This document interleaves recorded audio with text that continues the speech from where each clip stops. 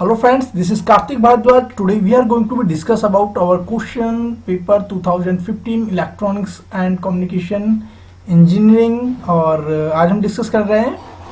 तो फ्रेंड्स पहले मैं बता दूं, अगर कुछ क्वेरीज आई थी 2016 के क्वेश्चन पेपर में कि कुछ प्रॉब्लम्स में डाउट था, कुछ ने ऑल्टरनेटिव सॉल्यूशंस दिए, तो मैं क्या करूंगा लास्ट में जो है, जब मेरी पूरे मैं कोशिश करूंगा अप टू 2012 तक का आपको जो है मैं अपग्रेड कर दूं सारे सॉल्यूशंस। तो उसके लास्ट में मैं आपको जो है जो भी रिव्यूज होंगे, दो चार क्वेश्चंस के शॉर्ट होंगे, मतलब शॉर्टकट्स होंगे जिनसे आंसर आ रहे हैं, या फिर किसी ने मेरे को बेटर क्वेश्चन उसका सॉल्यूशन उसका दिया होगा, तो जो भी क्वेश्चंस के रिव्यू हैं मैं वो लास्ट में एक कर दूंगा, रिव्यू करके एक मैं वीडियो बना दूंगा। ठीक है, now we are going to concentrate over 2015 question paper in which first question is electron mobility of the following intrinsic element in descending order. मतलब आपको डिक्रीजिंग ऑर्डर में बताना है मोबिलिटी के हिसाब से। तो मैं सबसे पहले बता दूं, सिलिकॉन के अंदर सबसे कम होती है, गैलियम आर्सेनाइड में सबसे ज्यादा होती है, सिलिकॉन से ज्यादा जर्मेनियम में होती है, और डेफिनेटली इससे ज्यादा इसमें गैलियम आर्सेनाइड में होती है मोबिलिटी। तो सबसे पहले यही है, mobility of the gallium arsenide is more than the mobility of the germanium and more than the mobility of the silicon. So option number 1 इसका जो है, इसका option number 1 is correct. Now the second question is the sample of silicon is doped with 10⁻17 donor atoms. मतलब ये इस donor atom से मेरे को उसको डोप्ड किया गया है सिलिकॉन को, और आपको इलेक्ट्रॉन मोबिलिटी भी दी गई है, आपको रेजिस्टिविटी निकालनी है। रेजिस्टिविटी क्या होता है? रेजिस्टिविटी 1 अपॉन कंडक्टिविटी, और कंडक्टिविटी इक्वल टू होता है number of atoms into basic unit of charge into mobility. तो इस तरह आप इसको कैलकुलेट कर लेंगे। 1/10⁻17 इंटू 1.2 इसकी चार्ज की यूनिट है, 1.6 इंटू 10⁻−19 इंटू 10 मोबिलिटी आपको 700 दी गई है। दोस्तों इसको आप जब कैलकुलेट करेंगे तो ये थॉरली हो जाएगा। तो जब इसको आप कैलकुलेट करेंगे 0.089 समथिंग आएगा, जो 0.1 के अप्रोक्सीमेट होगा। तो आपका option number C will be the correct answer in question number 2। Now in we are moving through the question number 3। यहाँ पर आपको दिया गया है कॉमन बेस करंट गेन। इसका मतलब we are giving common base current gain, किसको बोलते हैं? अल्फा को बोलते हैं। तो यहाँ पे अल्फा इज 0.99 दिया गया है। कॉमन अमीटर करंट गेन मतलब आपको पूछा गया है, इसमें बीटा पूछा गया है, तो आपको बीटा बताना है। तो आपको पता है beta is to alpha upon 1 minus alpha, तो that is 0.99 upon 1 minus 0.99 is equal to 0.01। इसको काटोगे सीधा 99 आ जाएगा। आसान सा क्वेश्चन था, इसका 99 आंसर आ जाएगा। सीधा फॉर्मूला पता है तो सीधा आप कर लेंगे। नाउ क्वेश्चन नंबर 4, आपको कंडक्टिविटी दी गई हुई है। इलेक्ट्रिक कंडक्टर सेमीकंडक्टर इंक्रीज बढ़ जाती है, किसी एक सेमीकंडक्टर की कंडक्टिविटी बढ़ जाती है जब हम वेवलेंथ है उसकी 1000 nm से कम की वेवलेंथ उस पर डालते हैं, तो आपको बैंड गैप बनाना है यार। उसका फॉर्मूला आपको सीधा पता होगा, E equal to 1.24 divided by lambda, और लैम्डा यहाँ पर म्यू में होना चाहिए, मतलब माइक्रोमीटर में होना चाहिए। तो दिस इज ये 1.24 into divided by lambda, lambda micrometer में होना चाहिए, है ना।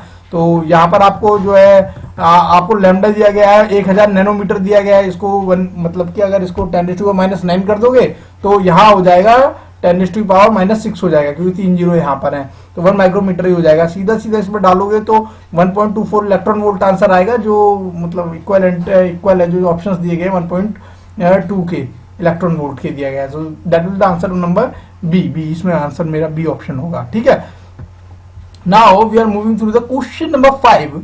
इन this question we have given that circuit, इनमें मेरे को करंट दिया हुआ है, आपको ये इंपीडेंस दिया हुआ है, एक इंपीडेंस आपको ये दिया हुआ है, और आपको फाइंड करना है इसके अक्रॉस वोल्टेज क्या है दोस्तों। तो मेरे लिए आसान होगा अगर मैं करंट डिवीजन लगा दूं। अगर मुझे इसका इसमें इस ब्रांच में करंट पता चल जाए, इसमें पता चल जाए, तो इस वाली ब्रांच का जो करंट तो सेम ही रहेगा। तो करंट को जब मैं मल्टीप्लाई रेजिस्टेंस से कर दूंगा तो मेरा सीधा आंसर वोल्टेज में आ जाएगा। तो मैंने इसमें करंट डिवीजन लगा देता हूँ। इसको मान लो Z1 मान लो, इसको Z2 मान लो। अब इसको Z कैसे लिखोगे? 1 प्लस R प्लस J1, है ना, यहाँ पर 1 है, और यहाँ पर आ जाएगा Z2 equal to 1 minus J1। तो दोस्त अब क्या करना है करंट डिवीजन लगाने का, आपको पता है। मान लो इसको Z1 है, ये है Z2 है। अब मुझे इसके अंदर करंट डिवीजन लगाना है, तो मुझे इसके अंदर करंट फाइंड आउट करना है। तो ये वाला resistant upon Z2 plus Z1 इसका टोटल रेजिस्टेंस। ये सिंपल फॉर्मूला है करंट डिवीजन रूल का। तो दोस्तों करंट डिवीजन मैंने लगाया Z1 upon Z1 plus Z2। ये मैंने देखो यहाँ पे यही वाला कर लिया है, इसको मैंने Z2 मान लिया, इसको Z1 मान लिया, Z equal to 1 minus J1 और यहाँ पर Z2 equal to 1 plus J1 करके है। तो ये मैंने यहाँ पे Z1 Z2 सिंपली से कैलकुलेट किए। और फिर उसके बाद क्या है, अब इसको जो है मैंने इसको पहले इसमें फेजर एडिशन किया है। तो आपको फेजर एडिशन पता होगा, जब दो फेजर्स को ऐड करते हैं तो ये x प्लस, मान लो ये x प्लस जे वाई है ना, x1 प्लस जे वाई, और यहाँ पर x2 minus J Y to है। तो माइनस यहाँ पर क्या है, इन दोनों एडिशन कर रहे हैं ना, तो इन दोनों को ऐड कर दीजिए, x1 प्लस x2 प्लस जे y1 प्लस y2। अब यहाँ पे माइनस माइनस जीरो हो जाएगा यहाँ पर, तो ये सिंपल हो जाएगा। और यहाँ पर जब इसको मैं फेजर में चेंज करूंगा तो मैग्नीट्यूड क्या हो जाएगा, 1√1² प्लस 1² यानी √2, और एंगल जो होगा tan इनवर्स 1/1 यानी 45 आ जाएगा। तो और मल्टीप्लाई बाई यहाँ पे करंट हो जाएगा, है ना, करंट, यहाँ पे मैं करंट लिखना भूल गया हूँ यहाँ पर इस वाली ब्रांच में, है ना। टोटल करंट जो है वो आ रहा है मेरा 1, ये फेजर में दिया हुआ है मेरे को 1 एंगल ऑफ 0। तो यहाँ से मैं जब इसको सॉल्व करूंगा तो that will be come as 1/√2 angle of 45, ठीक है ना। दो को जब मैं इसको काटूंगा तो ये बन जाएगा। और जब मैं v equal to IR formula लगाऊंगा यानी 1/√2 मैग्नीट्यूड ऑफ एंगल ऑफ 45, तो मेरे ये आंसर आ जाएगा। और ये आंसर डी में मैच कर रहा है मेरे यहाँ पे। तो this is the solution of the question number 5। Hope आप लोगों को समझ में आ गया होगा, मैंने सिंपल वे में करने की कोशिश की है इसे।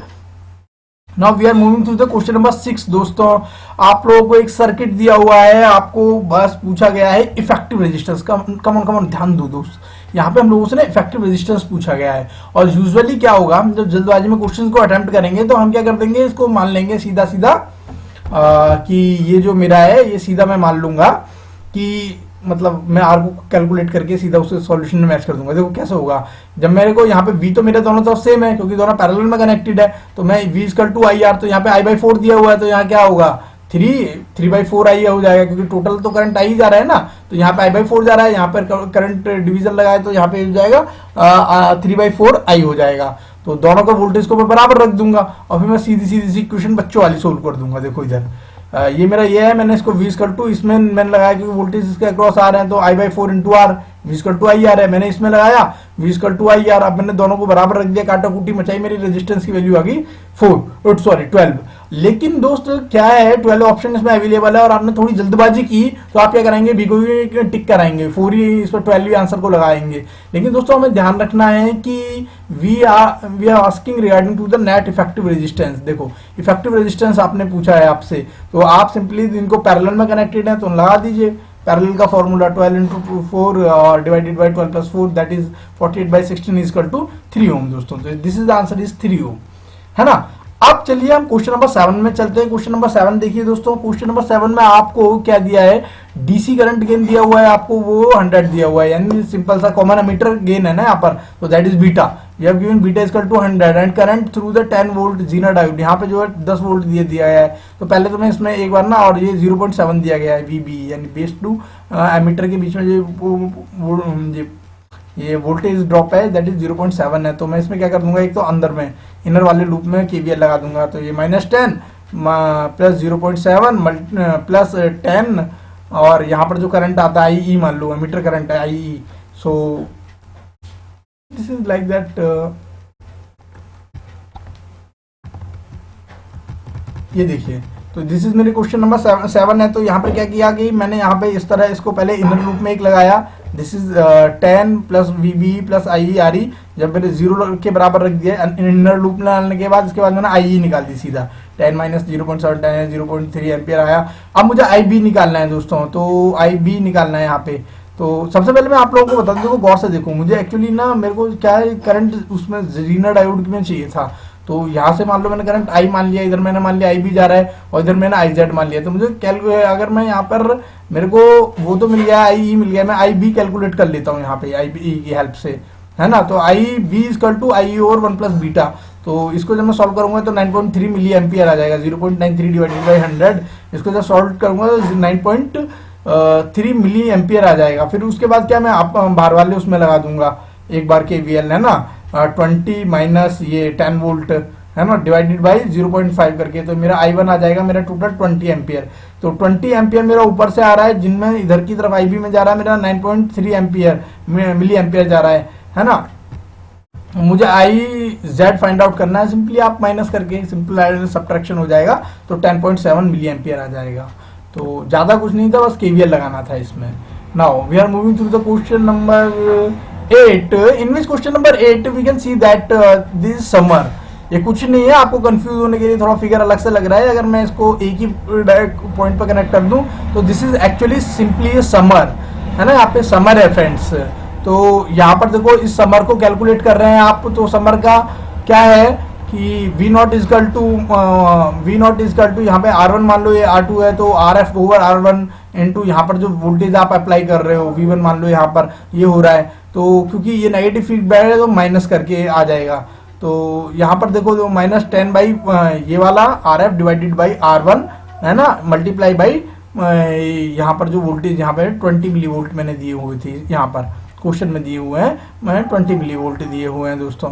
तो अब प्लस करके मैंने जो है फिर उसके बाद, क्योंकि मैंने माइनस कॉमन पहले ही बाहर ले लिया नेगेटिव फीडबैक की वजह से, तो this is 10K divided by फिर यहाँ पे 2K मेरे 2 ओम का रेजिस्टेंस लगा हुआ है, और यहाँ से जो वोल्टेज दे रहा हूँ मैं 40 मिली एम्पियर दे रहा हूँ। सिंपली इनको कैलकुलेट करोगे तो -200 milli volt and that will be equal to the -400 milli volt. Okay, so please consider it this question, answer number B will be the correct option from that given options.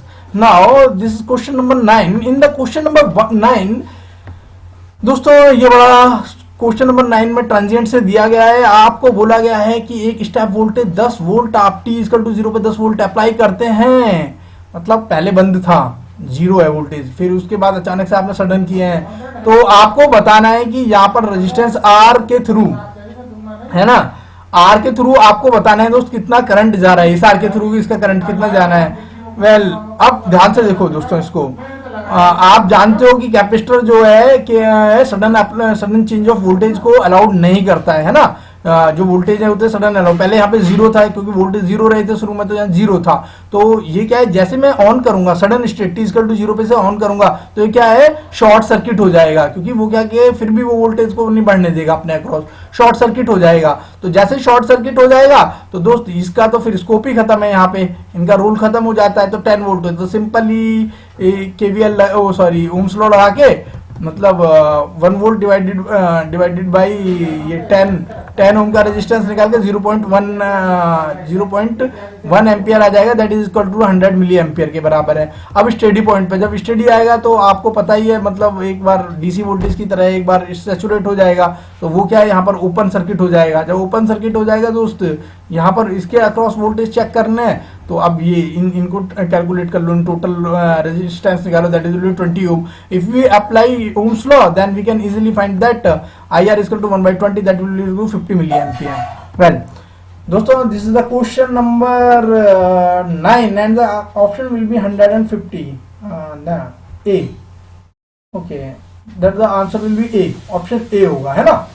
तो well, now we are moving through the question number 10 in which we are given that कि HCH लिखा हुआ है, यहाँ पर register pair का इस्तेमाल होता है। इनमें से कौन से एड्रेसिंग मोड को यूजेबल नहीं है फ्रेंड्स, आप लोगों को मैं बता दूं, actually I am not so good in micro controller 8085 instruction, so लेकिन फिर भी अगर मुझे पता था, मुझे इतना पता था कि जैसे immediate resisting mode addressing mode है, तो इमीडिएट एड्रेसिंग मोड में क्या होता है कि डायरेक्ट हम डाटा को एक्सेस करते हैं, मतलब हमें डायरेक्ट जो हम डाटा को यूज करते हैं इसके अंदर, है ना। जैसे लोड इमीडिएट वाली जो इंस्ट्रक्शन होती है तो उसमें डायरेक्ट हम डाटा को इंस्ट्रक्ट करते हैं, और जहां भी एक्स लगता है जब उसका मतलब हम जो है रजिस्टर पेयर को इन्वॉल्व कर रहे हैं। तो मुझे एक्चुअली मेरे को जो अगर पर्सनली शूट कर रहा था तो इमीडिएट एड्रेसिंग मोड था, तो मैंने इसको करेक्ट किया, और that will also official answer D immediate है, क्योंकि यहाँ पे डाटा इसमें प्रेजेंट होता है इंस्ट्रक्शंस में। और एक्स से मुझे पता था कि रजिस्टर पेयर जहाँ भी एक्स लगता है ना, तो यहाँ रजिस्टर पेयर की लगभग बात हो रही है। तो बाकी सब में तो रजिस्टर पेयर लग जाते हैं डायरेक्ट एड्रेसिंग मोड में या फिर इनडायरेक्ट और या रजिस्टर वगैरह में। Well, now in question number 11 आपको दिया गया है 0 अकर इन 3 टाइम्स मोर देन 1 के कंपैरिजन में 0 3 टाइम यूज होता है, यानी प्रोबेबिलिटी ऑफ 0 इज 3/4, है ना। और 1 की क्या है, प्रोबेबिलिटी ऑफ 1 इक्वल टू 1/4। आपको इन्फॉर्मेशन 1 के अंदर निकालनी है, तो सिंपली है information equal to 1 upon P equal to log of P equal to information, है ना। तो यहाँ पर ये सीधे फॉर्मूले को लगाइए, information equal to log base 2 1 upon P1। तो यहाँ पे इसकी वैल्यूज को डाल दूंगा, सीधा कैलकुलेट करके 2 आ जाएगा, यहाँ पर आंसर आपका 2 बिट लगा देगा। Sorry friends.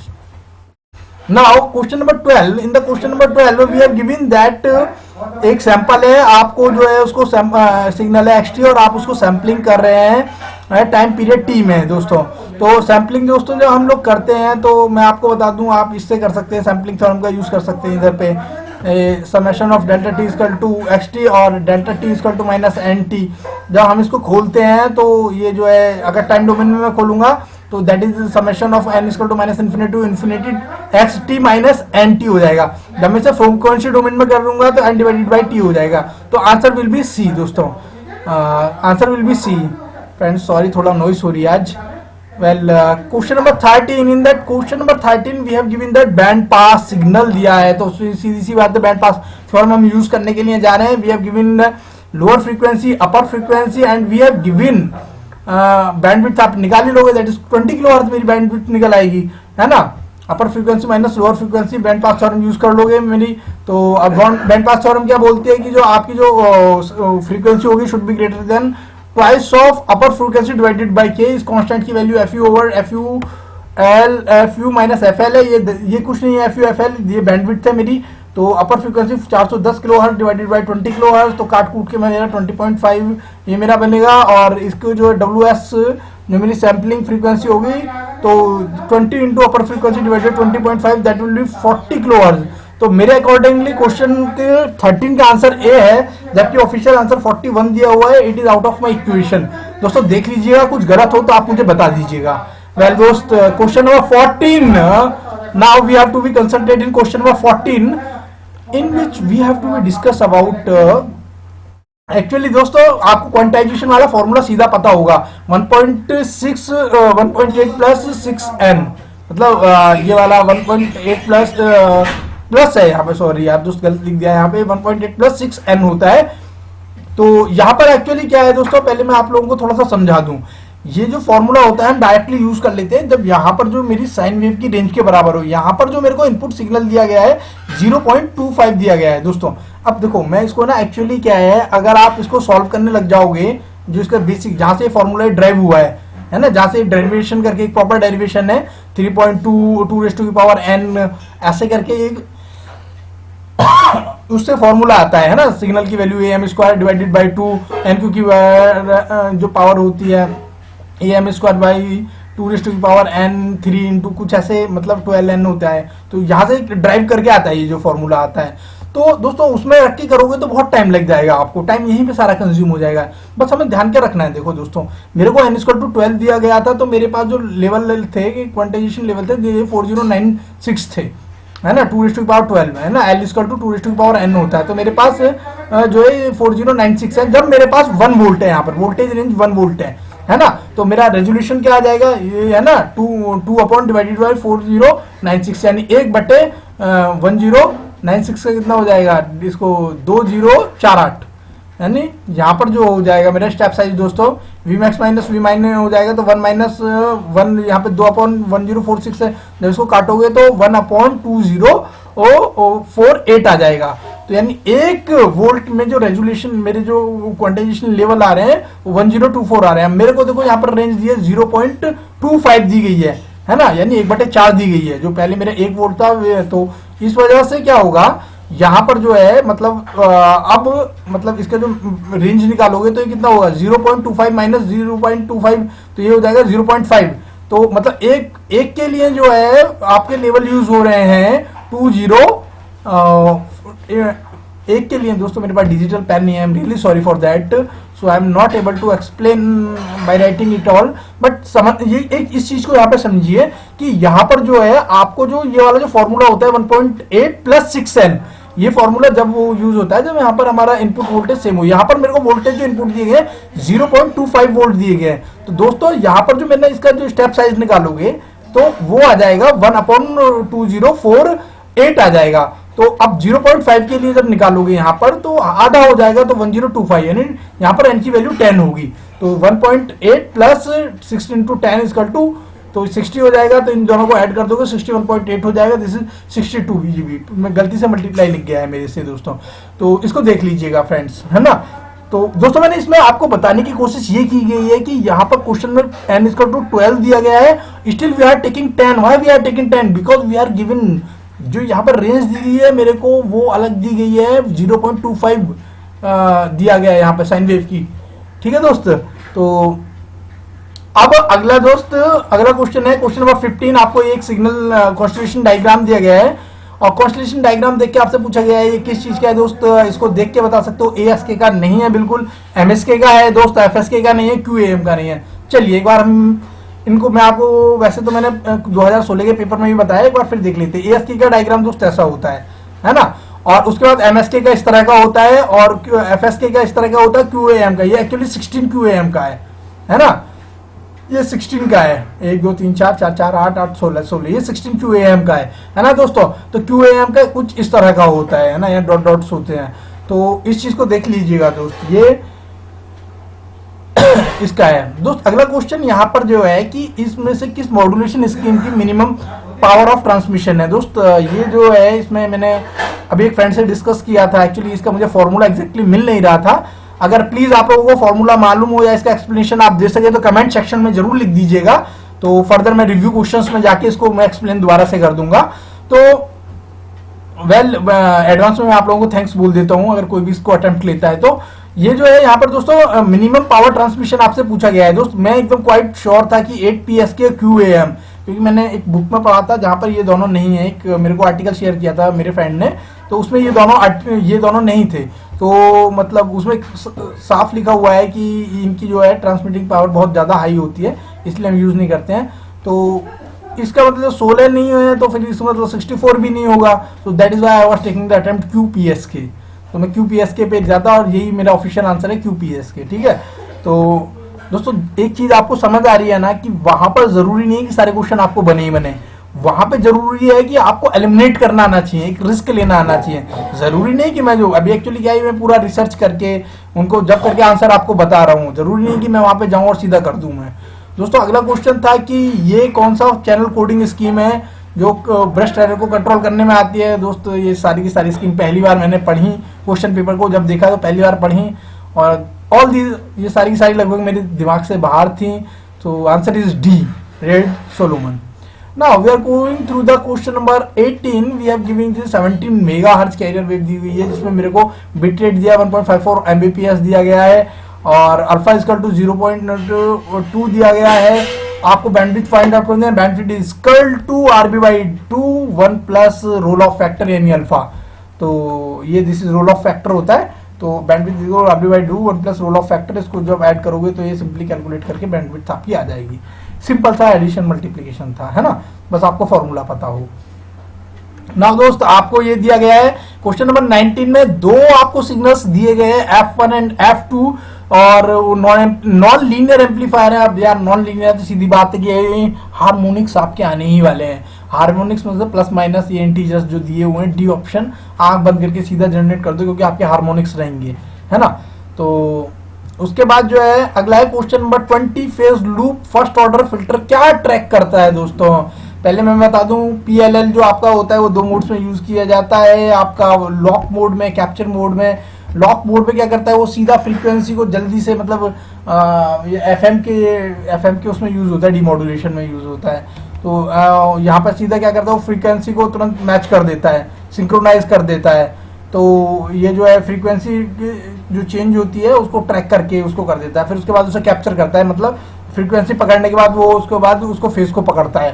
तो लॉक मोड के अंदर ही कैप्चर मोड आता है। तो दोस्तों यहाँ पर frequency offset will be the answer, B, answer will be B. So this is my part 1 2015 question paper. Now rest 20 question will be soon in part 2 and next part 3, part 4. In part 4 I will complete the entire question paper. So my sincere request to all of you, if you are looking my video first time and still you are not subscribed my channel, please subscribe Kartik Bharadwaj. This is my channel especially prepare for the preparation of the GATE and ESE examinations to guide और दोस्त बड़ा mission है, बड़ी मुश्किल से आप लोगों के लिए कोशिश कर रहा हूँ। प्लीज अपना सपोर्ट कीजिए। आप मुझे कोई गलती हुई हो कमेंट सेक्शन में जाके लिखिएगा। Thank you and have a nice day, bye, take care.